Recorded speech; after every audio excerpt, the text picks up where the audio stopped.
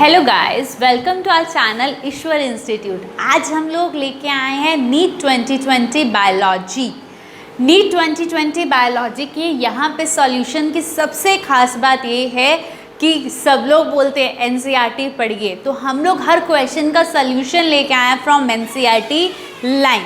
जिन लोग नीट दे चुके हैं वो लोग अपना आंसर चेक कर सकते हैं, जिन लोगों को नीट देना है वो लोग ये देख सकते हैं कि क्वेश्चंस किस तरीके से आते हैं। हम बोलते हैं मोस्टली क्वेश्चन जो है नीट में एनसीईआरटी से आते हैं, तो यहाँ पे आपको एनसीईआरटी का पेज नंबर, एनसीईआरटी की लाइन, सब इन्फॉर्मेशन मिलेगी। ओके, तो हम लोग स्टार्ट कर रहे हैं from the question number 90। F3 जो कोड था उसके अंदर क्वेश्चन नंबर 90 बायोलॉजी और केमिस्ट्री दोनों से रिलेटेड था, तो हम उसका बायोलॉजी पार्ट लेके चलते हैं। The following metal ion activates many enzyme। यहाँ पे जो चीज़ ध्यान देने वाले that is activate many enzyme। किसी एंजाइम का काम नहीं कर रहा, सिर्फ उनको क्या कर रहा है, activate and participate in the oxidation of glucose to produce ATP with sodium is responsible for transmission of nerve impulse। तो एक मेटल बतानी है जो नर्व इम्पल्स के लिए भी है और एक्टिवेट के लिए भी है। जनरली जहाँ पे भी एटीपी का ऑक्सीडेशन आ जाता है तो वहाँ पे क्या गलती कर देते हैं, मैग्नीशियम आयन आता होगा, लेकिन नर्व इम्पल्स में सोडियम पोटेशियम के चैनल काम करते हैं, तो आंसर विल बी पोटेशियम। क्या होगा आंसर, पोटेशियम।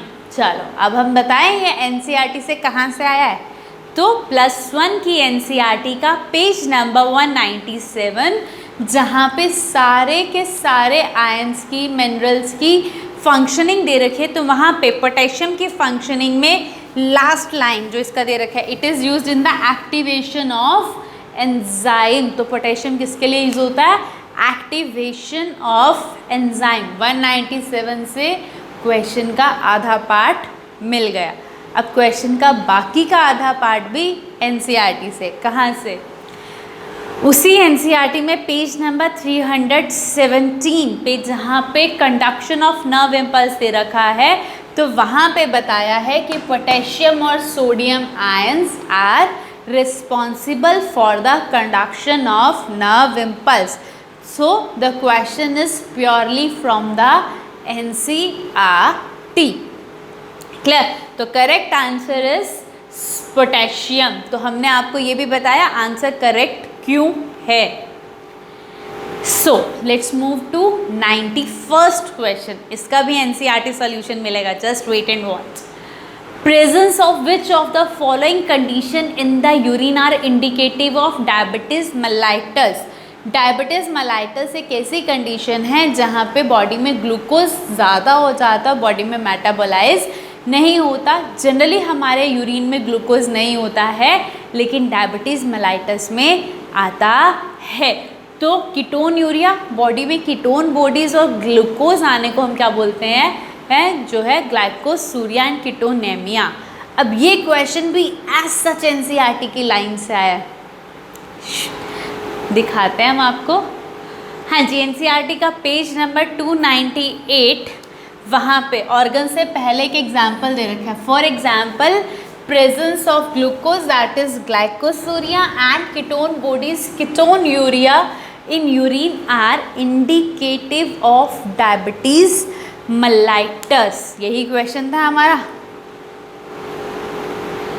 क्या क्वेश्चन था हमारा, presence of which of the following condition in urine are indicative of diabetes mellitus. तो एनसीईआरटी सीधा सीधा हमें आंसर देती है glycosuria and ketone urea.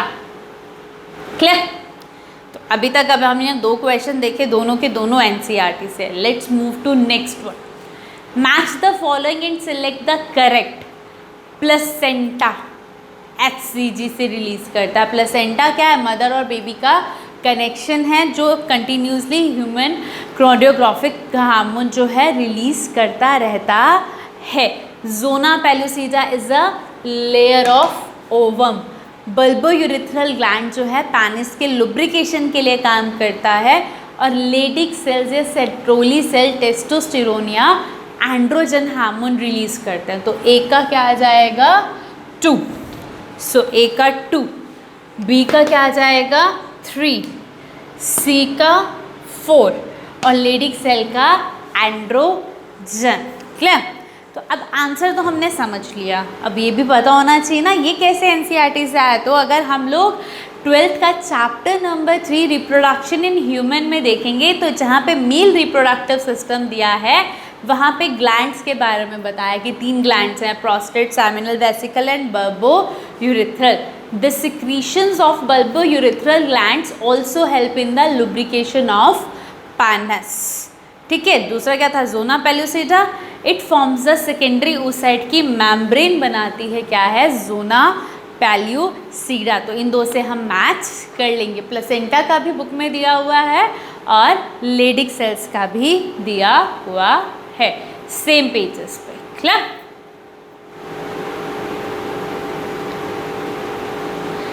Next question is match the following and select the correct option.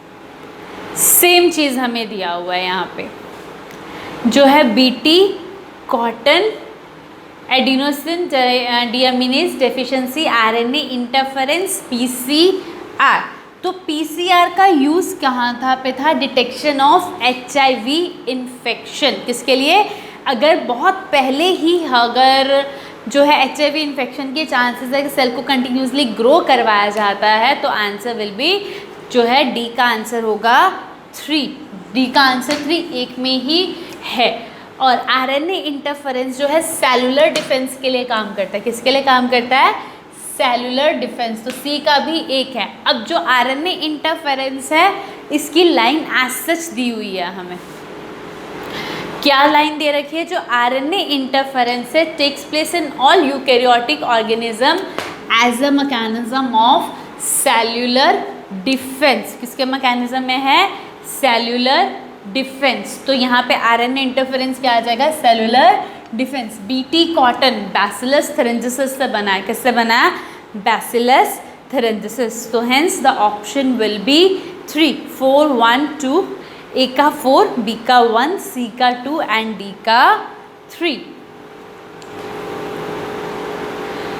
Next question is the sequence that control the copy number of the linked DNA in the vector termed as।